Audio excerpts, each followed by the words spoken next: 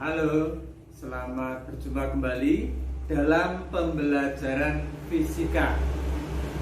Kali ini kita akan belajar mengenai pembiasan cahaya.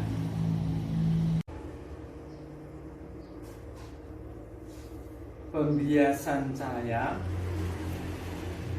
adalah pembelokan arah lambat cahaya jika cahaya merambat dari suatu medium menembus ke medium lain yang memiliki kerapatan yang berbeda. Misalkan dari udara ke kaca, dari air ke udara, dan dari udara ke air. Sebenarnya bisa juga mungkin yang lainnya dari air ke udara. Coba perhatikan animasi di samping ini. Ini ada sumber cahaya yang mengenai balok kaca. Bagaimana dia sinar yang akan melewati kaca nanti seperti apa? Coba perhatikan.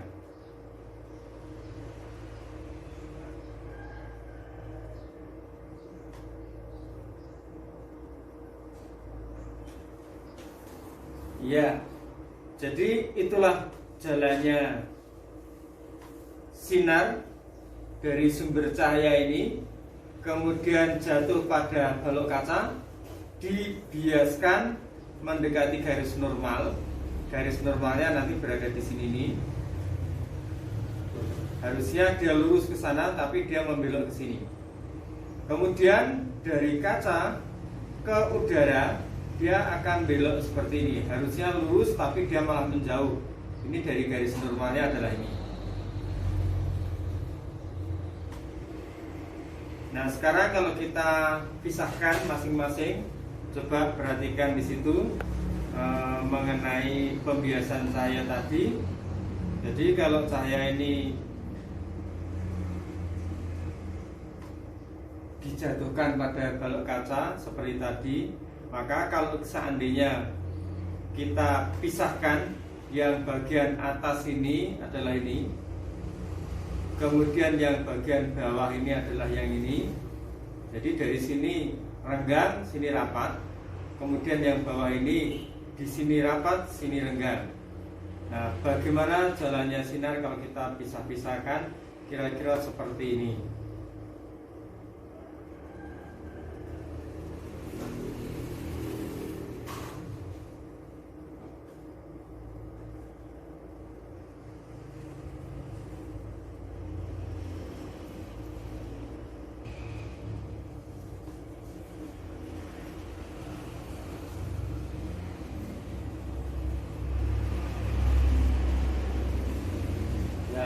Dari sini yang bagian atas ini sinar yang datangnya pada balok kaca ini dibiaskan mendekati garis normal. Ini kalau saya gambarkan garis normalnya seperti ini. Yang kedua, dari yang kurang rapat ke yang lebih rapat ke yang kurang rapat, atau yang rapat ke yang renggang, hasilnya seperti ini, menjauhi garis normal.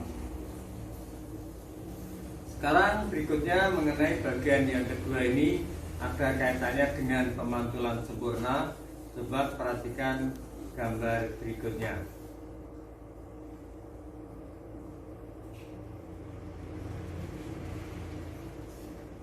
Ini ada sinar yang datangnya dari medium yang rapat ke yang kurang rapat. Jadi di sini ini mediumnya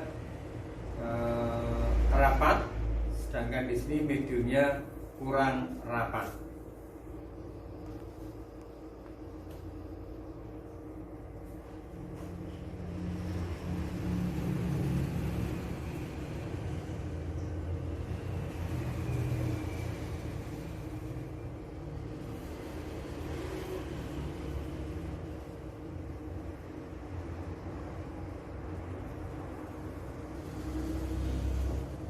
Kalau seandainya saya geser lagi hasilnya,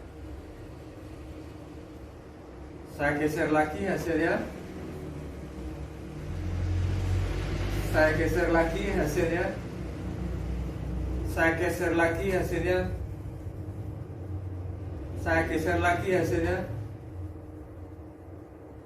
Nah, di sini ada sesuatu yang istimewa karena sinar yang datang ini tadi dibiaskan berimpit dengan bidang batas. Nah, sudut datang ini namanya sudut datang. Ini mengakibatkan sinar itu dibiaskan berimpit dengan dua bidang batas ini. Itu dinamakan sudut kritis, yaitu sudutnya 90 derajat. Jadi ini sinar datang, ini sudut datang, ini sudut bias, sehingga 90 derajat.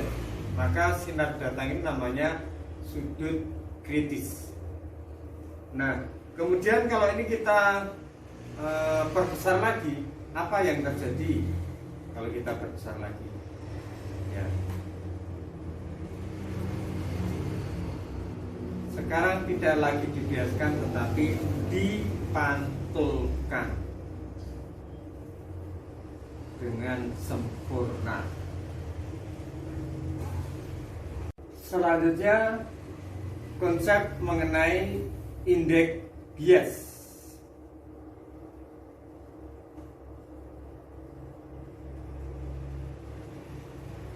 Indeks bias suatu zat adalah perbandingan cepat lambat cahaya di ruang hampa atau di udara dengan cepat lambat di dalam zat tersebut. Nah, kalau dituliskan persamaannya adalah Cn sama dengan C per Cn. C itu kecepatan cahaya di ruang hampa, Cn itu kecepatan cahaya di medium, dan N itu dikatakan atau disebut sebagai indeks bias.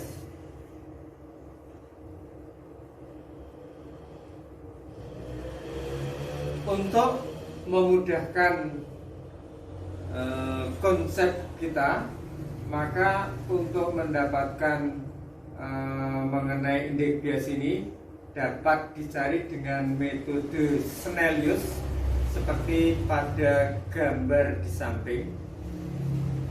Anda perhatikan, ini ada sumber cahaya yang warnanya biru itu, yang warnanya biru ini sebagai sumber cahaya. Ini datang pada suatu medium yang berbeda. Ini medium 1, ini medium 2. Nah, kemudian sinar kita jatuhkan ini tepat di titik O. Bagaimana nanti hasilnya?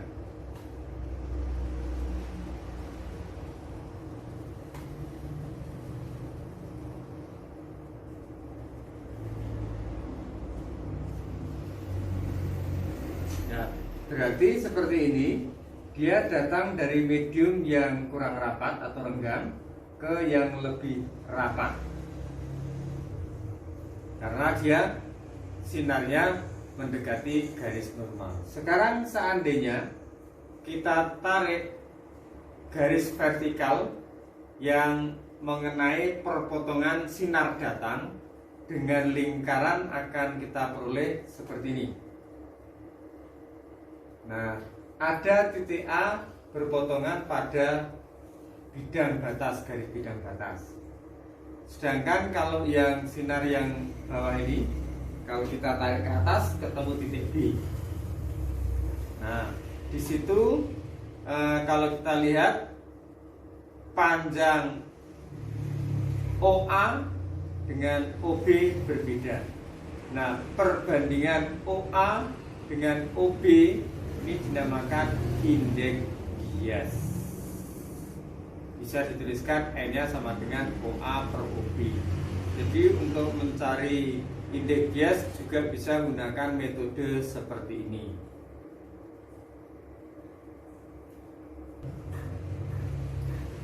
Indeks bias ini sering dikatakan sebagai indeks bias mutlak dari suatu zat. Jadi kalau dari sini udara ke air, maka N ini dinamakan indeks bias mutlak air. Kalau ini udara ke kaca, maka ini dinamakan indeks bias mutlak kaca.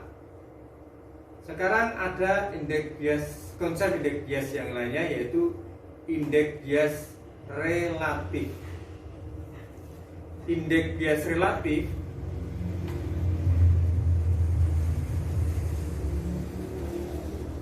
dari suatu zat adalah perbandingan indeks bias mutlak dari dua buah medium.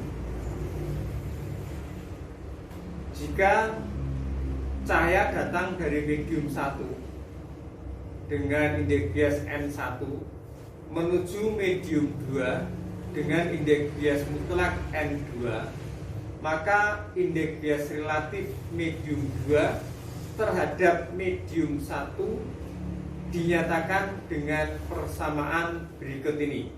N21 sama dengan N2 per N1.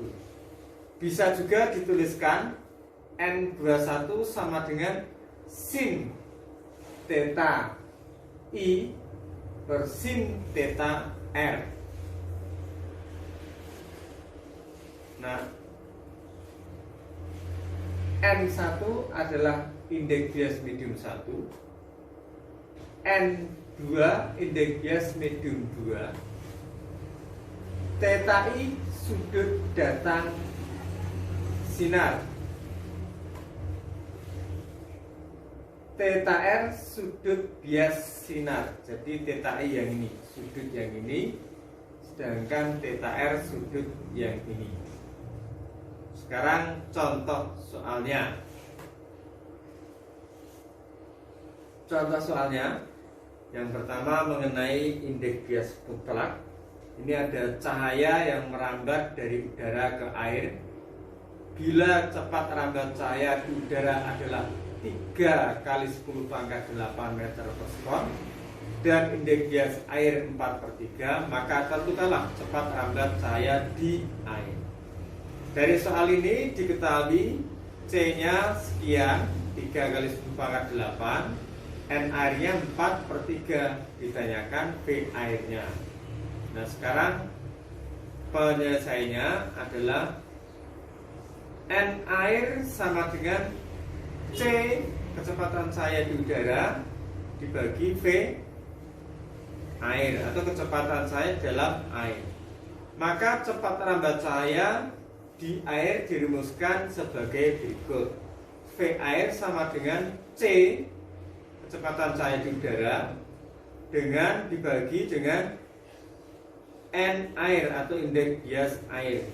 Kalau kita masukkan angkanya 3 kali 10 pangkat 8 dibagi 4/3, maka kecepatan cahaya di dalam air atau V air sama dengan 2,25 kali 10 pangkat 8 meter per sekon.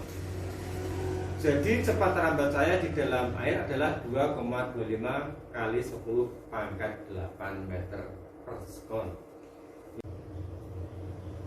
Contoh yang kedua yaitu mengaplikasikan mengenai indeks bias relatif. Seseorang menyinari sebuah kaca tebal dengan sudut 30 derajat terhadap garis normal. Jika cepat rambat cahaya dalam kaca adalah 2 kali 10 pangkat 8 meter per sekon, tentukanlah indeks bias kaca dan sudut biasnya. Penyelesaiannya diketahui theta I sama dengan 30 derajat. Ini adalah sudut datanya. V2 2 kali 10 pangkat 8 meter per sekon.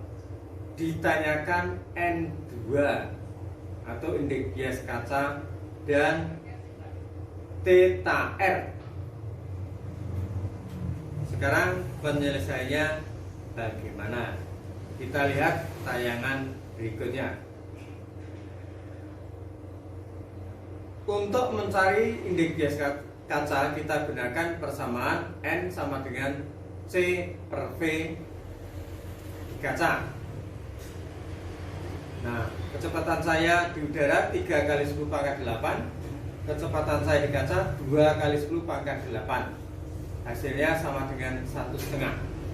Jadi indeks bias kaca adalah 1,5. Untuk mencari sudut bias kita gunakan persamaan ini. Sin theta I per sin theta R sama dengan N2 per N1. Sin theta I itu nanti diganti dengan 30 derajat menjadi sin 30 derajat per sin theta R sama dengan N2 nya 1,5 dari ketahui. Kemudian N1 nya adalah 1. Maka selanjutnya di sini akan kita dapatkan sin theta R sama dengan setengah dibagi 1,5, sehingga sin theta R sama dengan 0,33. Nah, ini kita bisa mencari sudutnya. Bagaimana, berapa theta R nya? Jadi istilahnya kita membayangkan sin titik sama dengan 0,33. Dalam matematika sering dikatakan ini sebagai arkes. Maka theta R nanti kita mencarinya menggunakan arkes sin atau sin pangkat N1. Sin pangkat N1 0,33, nanti tetanya berapa derajat. Seperti kayak kita mencari sin 30 sama dengan setengah. Jadi sin titik-titik sama dengan setengah, maka titiknya adalah 30 derajat. Dan juga ini sin titik sama dengan 0,33, maka titiknya ketemu 19,27 derajat. Jadi besar sudut biasnya adalah 19,27. Demikianlah mengenai materi pembelajaran, yaitu mengenai pembiasan cahaya. Nah, untuk tugasnya nanti silakan Anda cari di Google Classroom. Terima kasih.